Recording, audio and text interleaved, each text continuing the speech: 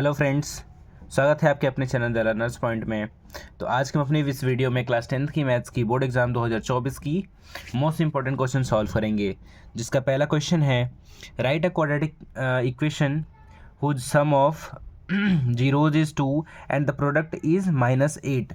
इसमें अगर हिंदी में आपको समझाऊँ तो इसमें लिखा गया है कि एक द्विघात समीकरण लिखिए जिसका जीरोज दिया हुआ है आपको, मतलब उसका अगर सम करते हैं जीरोज को तो 2 आता है और उसका जो प्रोडक्ट मतलब गुणा करने पे -8 आता है।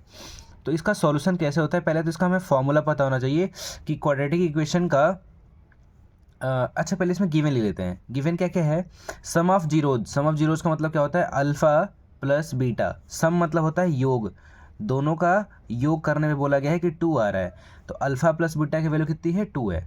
एंड यहाँ पे लिखा है प्रोडक्ट इज़ -8, इसका मतलब ये हो, प्रोडक्ट का मतलब होता है अल्फ़ा मल्टीप्लाई बीटा, इसको दे रखा है -8। तो हमारे पास इक्वेशन का फॉर्मूला क्या होता है, पहले मैं यहाँ पे फॉर्मूला हाईलाइट कर देता हूँ आपको, इधर लिख देता हूँ मैं फॉर्मूला क्या होता है मैं वो लिखता हूँ पहले। फॉर्मूला होता है x² minus alpha plus beta X plus alpha into beta equal to 0, ये फॉर्मूला होता है। तो एज इट इज़ हम इसमें इसकी वैल्यू रख देंगे, अल्फ़ा प्लस बीटा की और अल्फ़ा इंटू बीटा की, बस हमारा इक्वेशन हो जाएगा। तो यहाँ पे हम क्या करेंगे, x² minus alpha plus beta कितना है, 2 है, तो यहाँ पे 2 रख देंगे और x यहाँ पे x लगा देंगे, फिर प्लस अल्फ़ा इंटू बीटा कितना है, -8 है, तो प्लस का यहाँ पे -8 है तो -8 लिखेंगे इक्वल टू 0। देन हमारा इक्वेशन क्या हो जाएगा, x² माइनस 2x और प्लस माइनस मिलकर -8 इक्वल टू 0, ये हमारा इक्वेशन हो गया कंप्लीट। ये हो जाएगा हमारा equation x² minus 2x minus 8 equal to 0। तो ये रहा हमारा पहला क्वेश्चन। अब हम अपने क्वेश्चन नंबर 2 की तरफ बढ़ते हैं। क्वेश्चन नंबर 2 में क्या बोला गया है, गिवन डेट HCF कितना इन दोनों नंबरों का। चलो मैं यहाँ पे पहले लिख देता हूँ क्या क्या गिवन है। तो जो हमारा फर्स्ट नंबर है वो कितना है, 96 है फर्स्ट नंबर, और जो हमारा सेकेंड नंबर है वो कितना है, 404 है। फर्स्ट नंबर 96, सेकेंड नंबर 404, और उसका जो HCF वो कितना गिवन है, 4 है। तो मैं लिख देता हूँ यहाँ पे HCF इक्वल टू 4। तो हमें क्या फाइंड करना है, इसकी LCM फाइंड करनी है। तो मैंने आपको एक और फॉर्मूला यहाँ पे बता देता हूँ कि इसका फॉर्मूला क्या होता है। अगर जब भी हमारे पास क्या हो, गिवन हो, दोनों नंबर्स गिवन हो और उसका HCF और LCM गिवन हो, तो उसमें क्या रिलेशन होता है। तो मैं रिलेशन पहले लिख देता हूँ यहाँ पे कि रिलेशन ये होता है first number multiply second number equal to, दोनों का अगर हम मल्टीप्लाई करते हैं तो वो LCM मल्टीप्लाई HCF के बराबर होना चाहिए। तो इस पे इक्वेशन में रख के हम बस सॉल्व कर देंगे। फर्स्ट नंबर हमारे पास 96 है तो 96 रख दिया, और सेकंड नंबर कितना है 404, तो 404 रख देंगे, और इक्वल टू LCM हमारे पास नहीं पता है तो LCM को LCM ही रहने दीजिए, और HCF कितना है 4 है तो 4 यहाँ पे रख देंगे, बस हमारा क्वेश्चन सॉल्व हो गया। कैसे सॉल्व करना है, अब LCM को हमें फाइंड करना है। तो ये क्या हो गया, इक्वेशन को इधर हम सॉल्व कर देंगे, तो LCM जिधर है RHS में, इसको यहीं पे रहने दीजिए, और जो ये नंबर वाला 4 है इसको उधर भेज देंगे, तो 4 इधर लेके आ जाइए, बस इसमें कुछ नहीं, LHS में लेके आ जाएंगे। तो 96 मल्टीप्लाई 404 इधर पहले से लिखा है अपॉन में, क्योंकि मल्टीप्लाई में कोई भी नंबर होता है तो नीचे इधर अगर हम ट्रांसफ़र करते हैं इक्वल टू के लेफ्ट या राइट में तो साइन चेंज होती है, अगर मल्टीप्लाई है तो डिवाइड में चला जाता है, तो ये कट जाएगा 4, इससे कितने बार में कटेगा, 4 2 जा 8 और 4 6 जा 4 4 जा 16, 24 4 जा 96 होता है। 24 से इंटू 404 में मल्टीप्लाई कर देंगे तो हमारा LCM हो क्या हो जाएगा, 24 इंटू 404, मल्टीप्लाई करने पे कितना आएगा, यहाँ पे मल्टीप्लाई कर लेते हैं, सॉरी 404 मल्टीप्लाई 24, 24 4 जा 96, 96 हमारा ये हो जाएगा आंसर इसका, ये हमारा LCM हो जाएगा। अपने अब हम नेक्स्ट क्वेश्चन की तरफ बढ़ते हैं, जो कि क्वेश्चन नंबर 3 है। इसमें क्या बोला गया है कि if A and B are coprime numbers, coprime number को हम लोग हिंदी में बोलते हैं सहअभाज्य संख्याएं, सहअभाज्य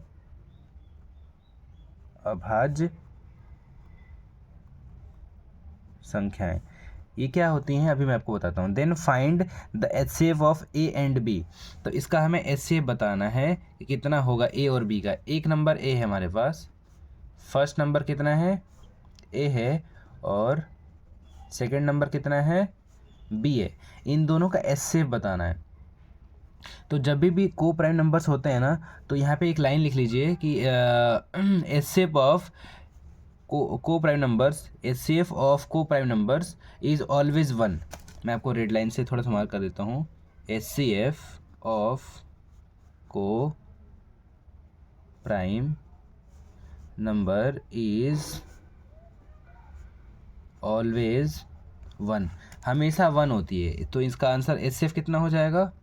HCF अगर हम A और B का HCF निकालें तो ये वैल्यू कितनी हो जाएगी?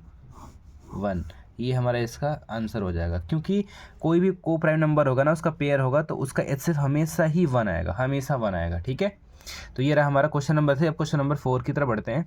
तो क्वेश्चन नंबर 4 में क्या बोला गया है, पहले वो पढ़ते हैं हम। Find the area of sector of a circle with radius 60 if angle of the sector is 60 degree. मतलब एक काम करते हैं ना, पहले मैं आपको ना बना के दिखा देता हूँ कि सेक्टर होता कैसा है। जैसे मैं पेंसिल से आपको ड्रॉ कर देता हूँ। अगर मान लीजिए हमारे पास एक सर्कल है, ठीक है, तो यहाँ पे एक सेंटर है इसका। तो सेक्टर कैसे बनता है? दो रेडियस के बीच में जो एरिया होती है ना, ये वाली एरिया, इसको हम लोग बोलते हैं सेक्टर। इसको बोलते हैं त्रिज्यखंड, हिंदी में बोल सकते हैं आप सेक्टर को। त्रिज्य का खंड, त्रिज्य से जो खंड बनाइए, और इसके बीच में जो ये एंगल गिवन है ना, ये एंगल कितना दे रखा है हमें? 60 डिग्री का एंगल दे रखा है। और इसकी रेडियस जो है, त्रिज्या दे रखी है वो 6 सेंटीमीटर की, ये वाली। तो पहले ना मैं क्या करता हूँ, इसका सॉल्यूशन में गिवन चीज़ लिख लेता हूँ कि क्या क्या गिवन है। तो हमें इसका रेडियस जो है ना वो गिवन है। रेडियस को हम लोग हिंदी में बोलते हैं त्रिज्या। 6 सेंटीमीटर इसकी रेडियस है, ठीक है। और जो बीच में ये जो एंगल दे रखा है ना, उसको बोलते हैं, मैं मान लो थीटा। तो थीटा कितना है? 60 डिग्री। मतलब दो रेडियस के बीच में जो सेक्टर है हमारा, त्रिज्यखंड का जो एंगल है वो कितना है? कोण 60 डिग्री है। तो हमें क्या फाइंड करना है? इसकी एरिया कितनी होगी? Area of sector. तो एरिया ऑफ सेक्टर का पहले फॉर्मूला आप नोट कर लीजिए। मैं यहाँ पे एक काम करता हूँ, इसको हाईलाइट कर देता हूँ, और इसका ना एक मैं फॉर्मूला लिखूँगा। इसका फॉर्मूला क्या होता है? थीटा अपॉन में 360 पाई आर स्क्वायर। बस थीटा अपॉन में 60 पाई आर स्क्वायर, ये होती है इसका फॉर्मूला। मैं यहाँ पे लेता हूँ, ये इसका फॉर्मूला है, थीटा अपॉन में 360 पाई आर स्क्वायर। बस एज इट इज, अब इसमें जो जो गिवन हम रख देते हैं। थीटा कितनी है हमारे पास? 60 डिग्री, अपॉन में 360 मल्टीप्लाई पाई की वैल्यू बोला था क्वेश्चन में 22/7 लेने को, ठीक है। और आर स्क्वायर की वैल्यू कितनी होती है? आर दे रखे हमारे पास 6 × 6। 0 से 0 कैंसिल हो गया, 6 6 जा 36, 6 से एक और 6 कैंसिल हो गई है ना। तो कितना हो जाएगा हमारे पास? 132 अपॉन में 7। ये हो गई हमारे पास इसका एरिया। अगर डिवाइड कर देंगे तो ठीक है, नहीं डिवाइड करते हैं तो भी यहाँ पर भी छोड़ सकते हैं। चलो मैं डिवाइड करके एक बार आपको दिखा देता हूँ कितना आएगा। 7 1 7 और 7 8 56 और ये हो जाएगी हमारे पास। अगर हम यूनिट लगाएंगे तो सेंटीमीटर लगा हुआ है यूनिट इसका, सेंटीमीटर, तो स्क्वायर लग जाएगा, क्योंकि एरिया जो होता है हमेशा एरिया स्क्वायर में आता है, ठीक है। सेंटीमीटर पे स्क्वायर लग जाएगा क्योंकि एरिया हमने फाइंड किया है। तो एरिया ऑफ सेक्टर का फॉर्मूला ये होता है, फॉर्मूला नोट कर लीजिए और इसे क्वेश्चन सॉल्व हो गया। बहुत ईजी क्वेश्चन था ये वाला। तो अगले हम अपने नेक्स्ट क्वेश्चन की तरफ बढ़ते हैं। इस क्वेश्चन में क्या बोला गया है? In the given figure DE parallel BC। ये जो लाइन DE है ना, ये वाली लाइन और ये वाली लाइन, ये दोनों ना समांतर है। पैरेलल मतलब होता है समांतर। DE और BC ये दोनों पैरेलल है, समांतर है, ठीक है। तो इसमें एंगल जो ADE है, ADE मतलब ADE, ये वाला जो एंगल है ये 70 डिग्री का दे रखा है, ठीक है। और BAC 50 है, BAC, A पे जो एंगल बनेगा ये 50 डिग्री है, ठीक है। बीच में जो होता है ना पॉइंट, उसी पे एंगल बनता है, ठीक है। देन एंगल BCA, ये एंगल कितना होगा ये हमें बताना है।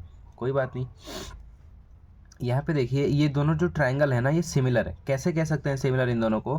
कि इन दोनों में हम देख लेते हैं पहले। यहाँ पे ट्रायंगल मैं बना देता हूँ कैसे, कि ADE एंड ट्रायंगल ये वाला बड़ा वाला ABC दोनों में क्या क्या आपको सिमिलर दिख रहा है? एंगल A छोटा में वाले में भी है और बड़े वाले में भी है, तो दोनों में नाम दे दीजिए। इसमें नाम दे दीजिए DAE, ठीक है। इक्वल टू इसमें किस में होगा? BAC के, angle BAC equal to 50 degree दे रखा है दोनों में, तो ये हो गया, ठीक है। और दूसरा चीज़ क्या हो जाएगा? ये दोनों लाइन पैरेलल हैं, तो ये वाला और ये वाला करस्पॉन्डिंग एंगल से दोनों बराबर हो जाएंगे, तो 70, तो ये भी 70 हो जाएगा, ठीक है। तो ये दोनों क्या हो जाएंगे? सिमिलर।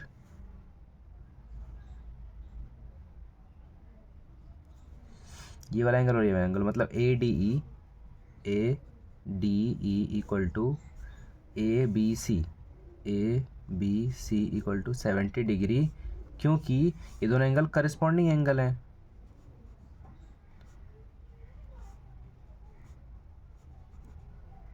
करस्पॉन्डिंग एंगल या हिंदी में कहते हैं संगत कोण। ये दोनों जब लाइन दो समांतर होती हैं तो ये दोनों एंगल संगत कोण कहलाते हैं। बस हो गया। तो ये हो गया 70।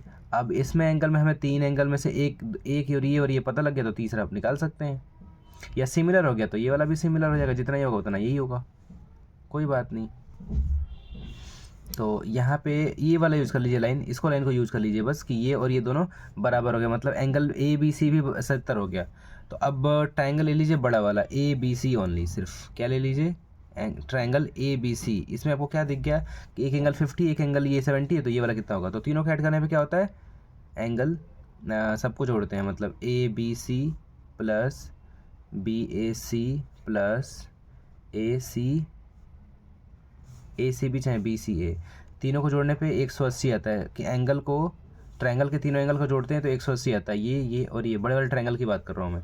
तो ए बी सी हमें पता है, ए बी सी हमें पता है। अभी ये वाला पता लग गया ना, हमारा ऊपर निकाला हमने 70 डिग्री, यहाँ पर लिख देते हैं 70 degree plus B A C 50 है तो ये वाला 50 रख देते हैं, equal to A C B equal to 180 degree. इन दोनों को हम उधर भेज देंगे तो एंगल ए सी बी निकल गया हमारे पास, दोनों जाके उधर माइनस हो जाते हैं।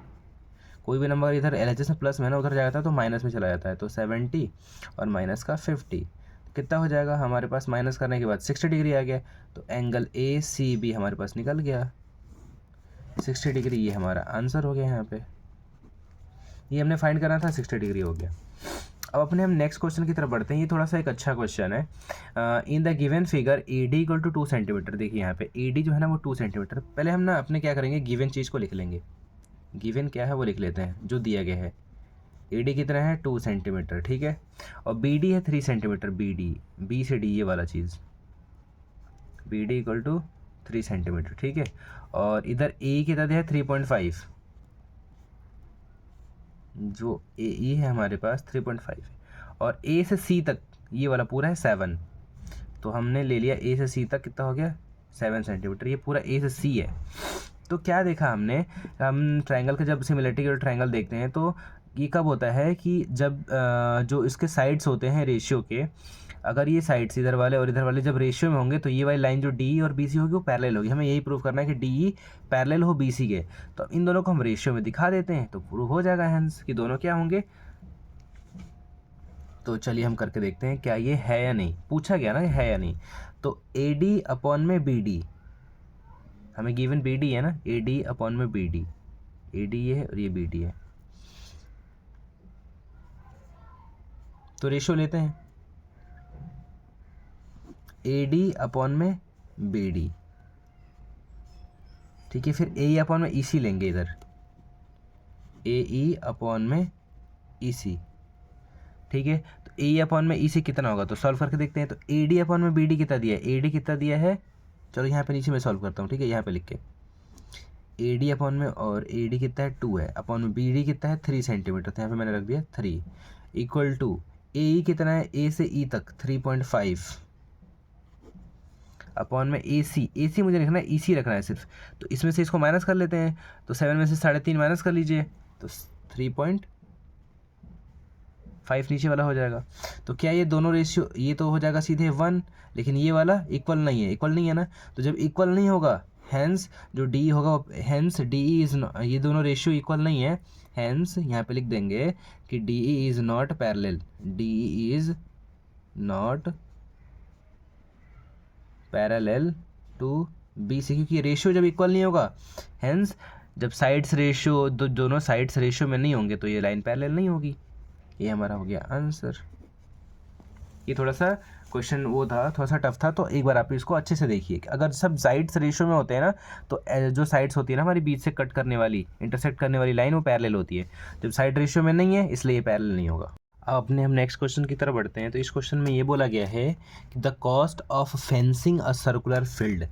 इसका पहले मैं आपको मतलब समझा देता हूँ। कभी भी ऐसा कहीं लिखा हो ना कि fencing of a circular field की बात करें, तो जैसे मान लो ये हमारे पास ना, यहाँ पे मैं आपको दिखाता हूँ, एक सर्कुलर फील्ड है ये, ठीक है।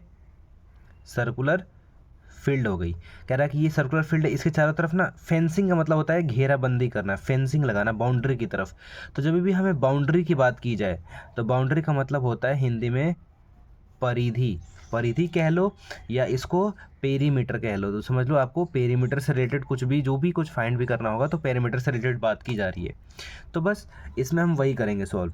अब बोला कि बाउंड्री जब हम भी लगा रहे हैं, कुछ भी घेराबंदी कर रहे हैं, at the rate of 24 rupees पर मीटर, मतलब अगर जैसे मान लो यहाँ से आप यहाँ तक 1 मीटर गए हो तो इसका आपको 24 रुपये देना पड़ेगा। तो कह रहा है कि अगर पूरा आप जाते हो तो कितना लग रहा है 5280, ठीक है, 1 मीटर का 24 रुपये, तो पूरा जाते हो तो कितना हो रहा है 5280। तो मतलब टोटल तुम्हें पे पैसा दे रखा है और 1 मीटर का पैसा दे रखा है, तो दोनों को डिवाइड कर दीजिए तो आपको पूरा पता चल जाएगा कितना मीटर होगा टोटल। तो इसका मतलब ये हुआ कि अगर आपको पेरीमीटर फाइंड करना होगा इसका, तो पेरीमीटर के लिए क्या करेंगे आप लोग, पेरीमीटर इक्वल टू जो टोटल अमाउंट है ना, इसमें से आप लिख दीजिए total amount divided by unit price, बस इसे डिवाइड कर दीजिए। मतलब जो हमें लगा था पैसा टोटल 5280, मतलब 5280, 5280 रुपीज़ अपॉन में 24, इसे बस हम डिवाइड कर देंगे तो हमारा ये जो आंसर होगा ये पेरीमीटर फाइंड हो जाएगा। तो हमें पेरीमीटर फाइंड करने को नहीं बोला गया, हमें find the radius of field कर रहा है। तो पेरीमीटर का फॉर्मूला क्या होता है हमें पता है कि हमें पेरीमीटर का फॉर्मूला होता है 2πr, जिसमें हमें r फाइंड करना है सिर्फ। तो हम क्या करेंगे, इस 2π को भी उधर ट्रांसफ़र कर देंगे, बस यही करेंगे। इसमें हम क्या करेंगे 5280 डिवाइडेड बाई 24, यहाँ से हम r यहीं रहने देते हैं और ये 5280 है जो अपन में 24 है। इसमें हम क्या करेंगे, ये 2π है ना, इसको भी हम उधर भेजेंगे तो जो 2 मल्टीप्लाई में हो तो डिवाइड में चला आएगा। और ये जो पाई है ना, पाई की वैल्यू कितनी होती है 22/7। यहाँ पे अगर मान लो मैं लिख दूँ एक बार को, चलो यहाँ पे से मैं पाई हटा के ना एक बार क्या करता हूँ, मैं ना यहाँ पे 22/7 लिख देता हूँ। तो जो ये 7 डिवाइड में, ये अगर उधर भेजेंगे तो मल्टीप्लाई में चला जाएगा, और जो ये 22 अपॉन में है वो तो अपॉन में ही नीचे चला आएगा। बस ये हमें समझना था। बस अब हम कट कर देते हैं, जिससे जो कट होएगा 2 से कट करते हैं तो 2 जा 4 और ये 2 6 जा 12 और 2 4 जा 8 0, इतना हो गया। अब हम फिर करते हैं, देखते हैं किससे हो रहा है। 24 से 24 देखते हैं कितनी बार में हो रहा है। 24 1 जा 24 2 और फिर 24 and 24 0 1 0 10। अब क्या हो जाएगा 11 2 जा 22 और 11 10 जा 110, तो 10 1 जा 10 7 जा 70, तो ये हो जाएगा हमारे पास 70 सेंटीमीटर। ये हमारे पास जो भी यूनिट हो, नहीं पर मीटर बोला गया था ना यहाँ पे, पर मीटर, इसलिए हमें यहाँ पे सेंटीमीटर की जगह पे क्या लगाना पड़ेगा मीटर। तो इसका रेडियस कितना हो जाएगा 70 मीटर, ये हमारा आंसर हो गया। जो यूनिट दे रखे हम वही यूनिट यहाँ पे यूज़ भी करेंगे, ठीक है। तो बस इसको as it is simply cut करना था और कुछ नहीं करना था, ये हमारा क्वेश्चन सॉल्व हो गया। अब हम अपने नेक्स्ट क्वेश्चन की तरफ बढ़ेंगे जो कि बहुत ही ज़्यादा इजी क्वेश्चन है और कुछ नहीं करना है, इसमें कोई कैलकुलेशन ही नहीं है। तो सॉल्व कैसे करना है आपको मैं वो सब करता हूँ कि बोला गया if perimeter of area, perimeter and area of a circle are numerically equal, मतलब पेरीमीटर भी और एरिया दोनों ही इक्वल है। तो पहले मैं पेरीमीटर ऑफ सर्कल लिखता हूँ। पेरीमीटर कितना होता है 2πr, ठीक है, और एरिया का फॉर्मूला क्या होता है, एरिया इक्वल टू क्या होता है πr², ठीक है। और बोला गया है क्वेश्चन में गिवन है, क्वेश्चन में क्या गिवन है कि जो पेरीमीटर है, perimeter is equal to area, तो दोनों को हम इक्वल कर देंगे। इसका मतलब 2πr इक्वल टू πr², बस यही कर देंगे, ठीक है। यहाँ पे देखो पाई से पाई दोनों तरफ तो कैंसिल हो जाएगा, और यहाँ पे एक आर है, यहाँ पे 2 आर है। आर का स्क्वायर मतलब क्या होता है r इंटू आर, एक आर से एक आर भी कैंसिल हो गया, तो हमारे पास एक आर बचा और इधर 2 बचा, r इक्वल टू 2। और यहाँ पे देखो कोई भी यूनिट होता है ना, मेजरमेंट की यूनिट होती है, तो जो भी होगा यूनिट लगा देंगे, 2 यूनिट जो भी होगा, क्योंकि हमें यूनिट नहीं पता। ये हमारा आंसर हो गया, बस सिंपली ये हमारा क्वेश्चन सॉल्व हो गया। अब अपने नेक्स्ट क्वेश्चन की तरफ बढ़ते हैं जो कि क्वेश्चन नंबर 9 है, और इस सीरीज़ के मोस्ट इंपॉर्टेंट क्वेश्चंस जो मैं आपको सॉल्व करा रहा हूँ आज, तो बहुत ध्यान से इसको देखिएगा और इसको समझ लीजिएगा। मैं इसमें हर एक टॉपिक के थोड़े थोड़े क्वेश्चन को कवर कर रहा हूँ, जो कि हमारा जो पेपर है वो भी बहुत पास आने वाला है। तो आप अगर इस क्वेश्चन सीरीज को सॉल्व कर लेते हैं तो आपका जो परसेंटेज है वो बहुत ही अच्छा इंक्रीज हो सकता है और आप अच्छा स्कोर गेन कर सकते हैं। तो इस क्वेश्चन को पढ़ते हैं। अ बैग कंटेन्स 3 रेड बॉल्स अगर मान लीजिए कि हमारे पास कोई एक बैग है ना, और इस बैग में हमारे पास क्या है, 3 बॉल्स हैं जो कैसे हैं, रेड हैं। तो मैं आपको रेड पेन से थोड़ा शो कर देता हूँ, 1 2 3, इसमें 3 रेड बॉल्स हैं, मैंने मार्क कर दिया। एंड 5 ब्लैक बॉल्स, और कितने ब्लैक बॉल्स हैं, मैं तो आपको ना ब्लैक कलर से शो करूँगा उसको। 5 ब्लैक बॉल्स, 1 2 3 4 5। तो हमारे पास ये हो गए 5 black balls. A ball is drawn at random from the bag, इसमें से हमने कोई एक बॉल निकाली। तो बोला गया कि प्रोबेबिलिटी इसकी कितनी होगी, what is the probability that a ball is red. हमें लाना है कि रेड बॉल कितने होंगे इसमें से। तो टोटल बॉल्स कितने हैं, पहले ये देखिए आपके पास 3 और ये 5, कितने हो गए, 8 हो गए। और बॉल कितने हैं रेड वाले, 3 है, तो ऊपर लिख दीजिए 3। तो हमारी प्रोबेबिलिटी कितनी होगी, 3/8। ये हमारा इसका आंसर हो जाएगा of getting red balls. Red balls की प्रोबेबिलिटी कितनी हो जाएगी, 3/8 हो जाएगी, क्योंकि हमें 3 बॉल्स गिवन है, इसमें टोटल 8 बॉल्स हैं। तो नीचे लिखते हैं टोटल, ऊपर लिखते हैं नंबर ऑफ आउटकम्स अपर में टोटल नंबर ऑफ आउटकम्स लिखते हैं, बस हो गया फॉर्मूला। अगर फॉर्मूला लिखना है तो आपको फॉर्मूला भी यहाँ पे लिख लीजिए, नोट कर लीजिए। आपको फॉर्मूला लिखवा देता हूँ। फॉर्मूला कितना है, P equal to number of outcomes upon में क्या होता है, total number of outcomes, total number of outcomes. ठीक है, तो ये रहा हमारा प्रोबेबिलिटी का क्वेश्चन पहला। अब एक दूसरा क्वेश्चन एक और प्रोबेबिलिटी का ही शो करता हूँ आपको, जिससे आपको और थोड़ा सा आइडिया क्लियर हो जाए। हमारे पास एक डाई है, इसको हमने एक बार थ्रो किया। तो डाइस आपको पता ही है डाइस क्या होती है, जब हम लूडो खेलते हैं लूडो में डाइस होती है, ठीक है ना। तो डाइस को हमने थ्रो किया, तो उसमें कितने नंबर्स होते हैं, पहले हम टोटल देखते हैं, टोटल नंबर कितने होते हैं, total number in a dice. यहाँ पे मैं सॉल्यूशन लिखता हूँ,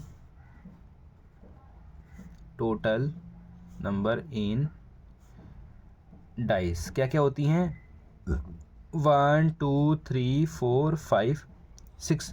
तो जब भी हम प्रोबेबिलिटी फाइंड करेंगे तो हमें नीचे अपॉन में कितना लिखना पड़ेगा, 6 ही लिखना पड़ेगा, ये तो हमें पता चल गया। अब हमसे पूछा है गेटिंग अ प्राइम नंबर, हमें प्राइम नंबर चाहिए। तो मैं आपको एक और पॉइंट बता देता हूँ कि प्राइम नंबर होता क्या है, पहले ये भी हमें जानना जरूरी है। तो प्राइम नंबर क्या होता है, वो नंबर जिसका फैक्टर सिर्फ 1 और वो नंबर खुद ही हो। तो देखिए सबसे छोटा ये जो 2 है ना, ये भी एक प्राइम नंबर ही होता है। तो 2 से स्टार्ट होता है, सब ये याद रखिएगा, सबसे छोटा प्राइम नंबर 2 है। तो 2 हो गया, 3 हो गया और 5 हो गया। इसका अगर फैक्टर निकालेंगे तो ये नंबर तीनों खुद ही होंगे और कोई नंबर नहीं होगा। 1 प्राइम नंबर नहीं होता कभी भी, ठीक है।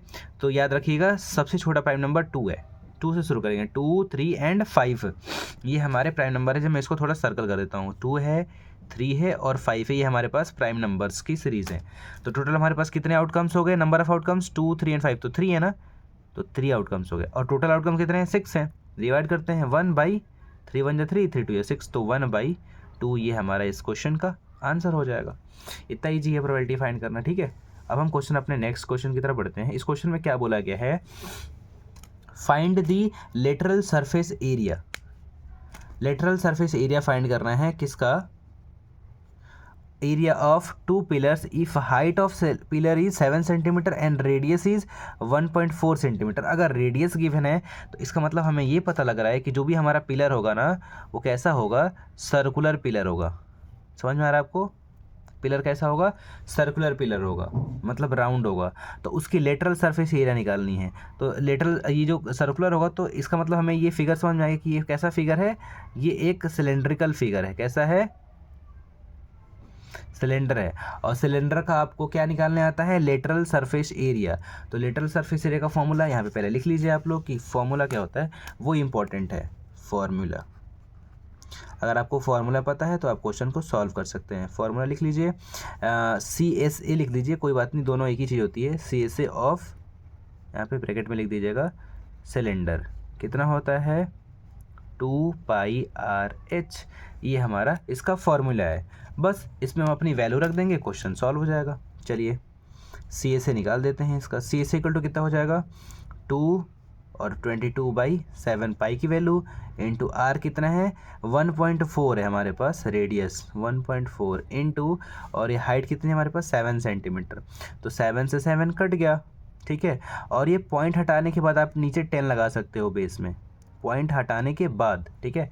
जैसे इसको हम लिख सकते हैं यहाँ पे 1.4 इक्वल टू 14/10, ऐसे लिख सकते हैं। पॉइंट हटाने के बाद नीचे 10 लगा सकते हो आप। तो देखिए 2 से 5, 2 5 जा 10 हो जाएगा, और 22 इंटू 14 अपॉन में 5 लिख सकते हैं। तो ये हो जाएगा 22 इंटू 14/5। अब इसको सॉल्व कर देंगे, कितना हो जाएगा, 14 टू 28, 14 टू 28 और 2, 308 अपॉन में 5 डिवाइड करेंगे तो 5 6 30, और कितना हो जाएगा, डिवाइड करते हैं तो देखिए मैं इधर आपको डिवाइड करके दिखा देता हूँ। 30, 5 6 यहाँ पे हो जाएगा 30, कट गया दोनों, 8 उतारेंगे, 5 1 जा 5 3, फिर पॉइंट लाएंगे 0 बढ़ जाएगा, 5 6 30, तो 61.6। अच्छा, और यहाँ पे मीटर है तो मीटर लगा देंगे, और एरिया है तो स्क्वायर लगा देंगे। ये हमारे पास आंसर हो गया, CSA हो गया। किसका, सिलेंडर का ही होगा ना, पिलर है हमारे पास। अच्छा, एक और चीज़ बता दूँ आपको, मेरे पास 2 पिलर बोले गए हैं, 2 हैं, तो 2 पिलर है तो मैं क्या करूँगा, इसके लिए 2 पिलर्स के लिए 2 से फिर इसमें मल्टीप्लाई कर दूंगा। CSA ऑफ, यहाँ पर लिख देता हूँ 2 पिलर्स। मेरे पास अगर 2 पिलर्स है तो इसमें 2 से मल्टीप्लाई कर दीजिए, 61.6 से मल्टीप्लाई कर देंगे तो 2 6 12, कैरी 1, 2 1 2 1 3, और 0.2 6 12, तो 1 2 3 मीटर स्क्वायर ये हमारे पास इसकी एरिया हो जाएगी। बस ये हमारा इस क्वेश्चन का रहा सॉल्यूशन।